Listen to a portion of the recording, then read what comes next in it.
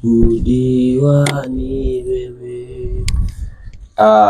Thank you so much watu wa Mungu, nashukuru sana siku hii ya leo, na ninalo jambo ambalo ni la kumtukuza Mwenyezi Mungu kwa yale ambayo amekuwa akitutendea na yale ambayo Mwenyezi Mungu amekuwa akinitendea.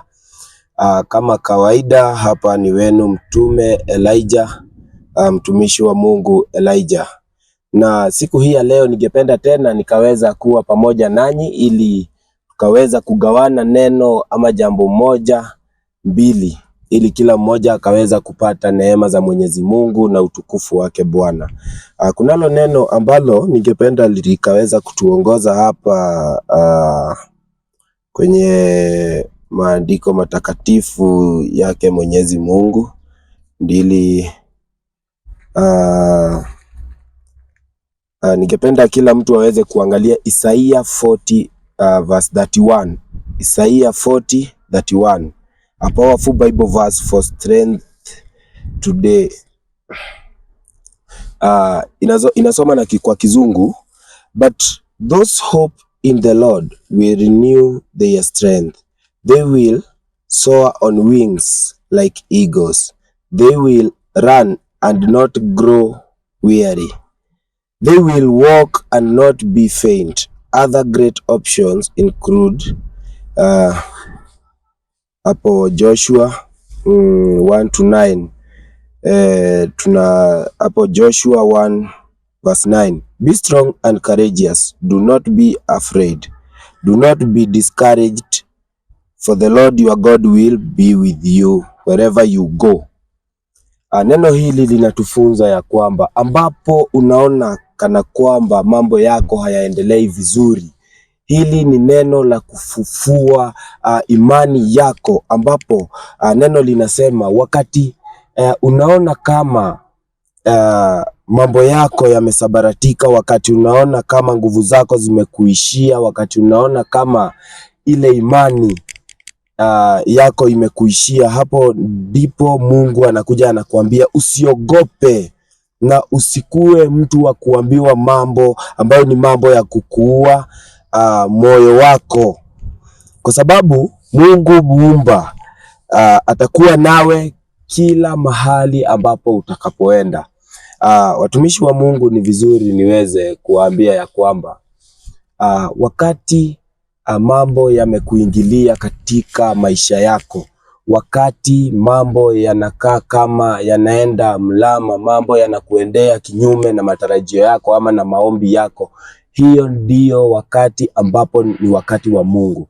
Na mimi husikia wazungu wakisema God's time is the best, na muda wa Mungu ndio muhimu.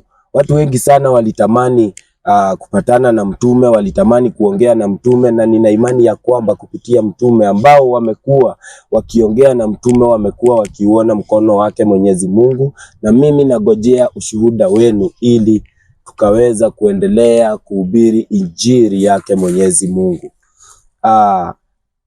Ningetaka tuweze kujitakaza mbele zake Mwenyezi Mungu na tukaweza kuomba ili naye Mungu akaweza kuturehemu na neema zake, akaweza kutufungulia njia zetu ambazo zilizoweza kufungwa, na akaweza kutunyooshea mkono wake wa urejesho. Naomba tukaweza kuamini na kuomba. Mungu Baba, katika jina la Yesu Kristo, wakati huu Mwenyezi Mungu, naja hapa mbele zako Mungu wangu, huku nikinyenyekea mbele zako Mungu wangu. Hapa sipo peke yangu, nina imani ya kwamba ninao watu ambao wanaonitazama. Mwenyezi Mungu, nina imani ya kwamba watu hawa pia wanakuhitaji katika maisha yao.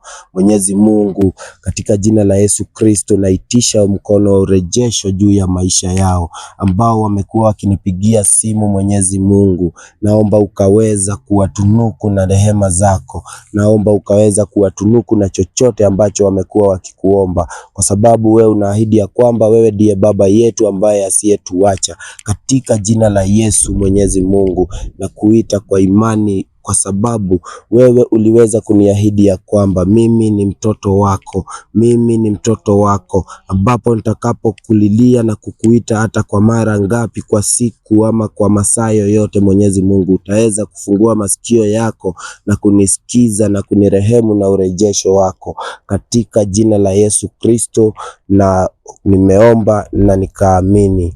Amen, amen, amen. Thank you so much. Naamini ya kwamba ombi hilo litaweza kumtendea kila mmoja makuu na litaweza kumfungulia njia zake.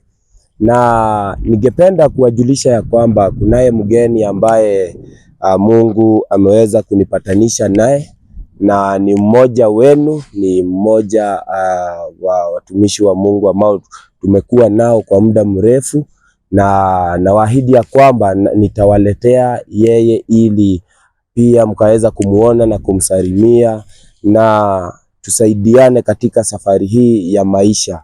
In the name of the mighty Jesus Christ. Thank you so much. Ukuwe na wakati mwema. Kama ni mchana, shinda salama. Kama ni usiku, lala salama. Bwana Yesu awabariki na akaweza kuwatendea makuu. Asanteni sana. Thank you so much.